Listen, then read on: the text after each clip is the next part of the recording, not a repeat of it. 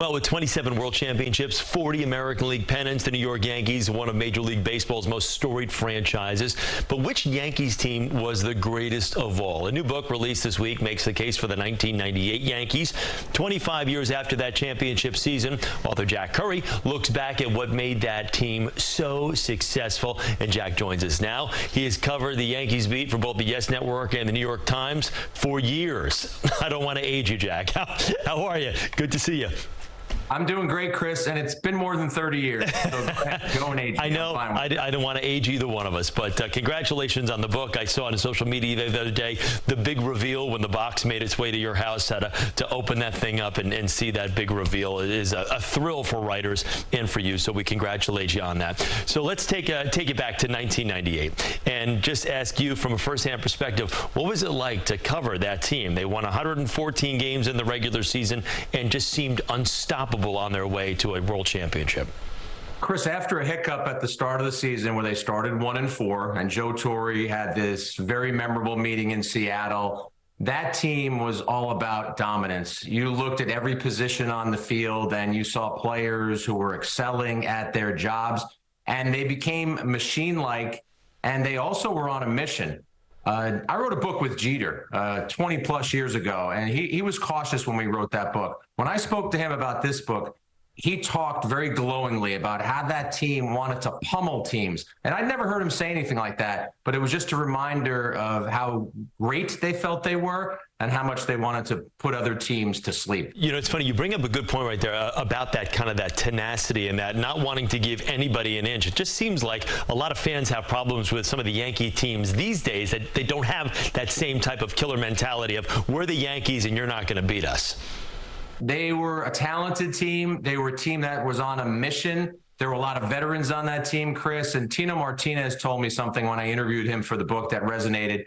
He said it was the only team he's been on where there was never a guy in the clubhouse lounging on the couch, reading a book, reading a newspaper. These days it would be on a tablet or on a phone. He said everybody was working. And Chris, I think when everyone around you is working and everyone around you is trying to get better, it's going to make you try and get better as well. And talk about that lineup, because there wasn't really a weak spot on that lineup. I mean, just go back, you know, some of the names I know you're going to list, everybody obviously is very familiar with. But then you got a guy like Scott Brosius, who maybe wasn't one of the top 5 or 6 names on that list, but he was the World Series MVP. Everybody contributed, it seemed like.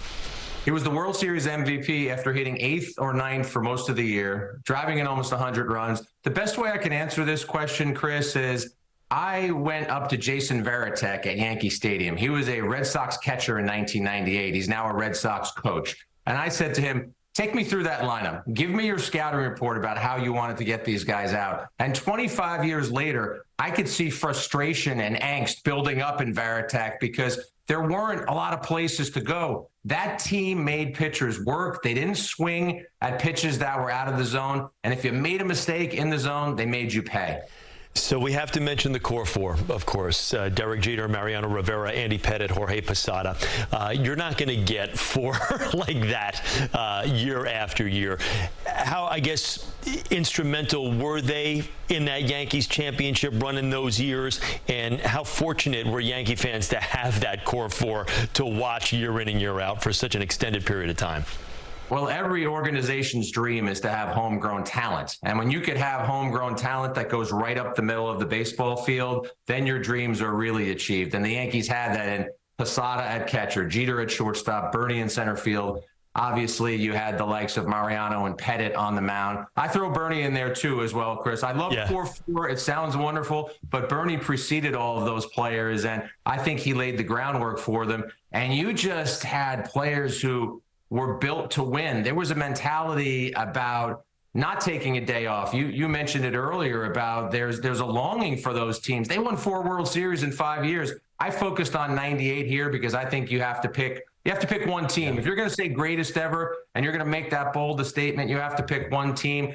But yes, the Yankees were very fortunate to have those players. And just before we let you go, did you have a favorite person that you spoke with, whether it was a Yankee or, like you mentioned, when you talked to Jason Varitek, somebody outside the Yankee organization? Was there one interview that really stood out for you in the writing of this book?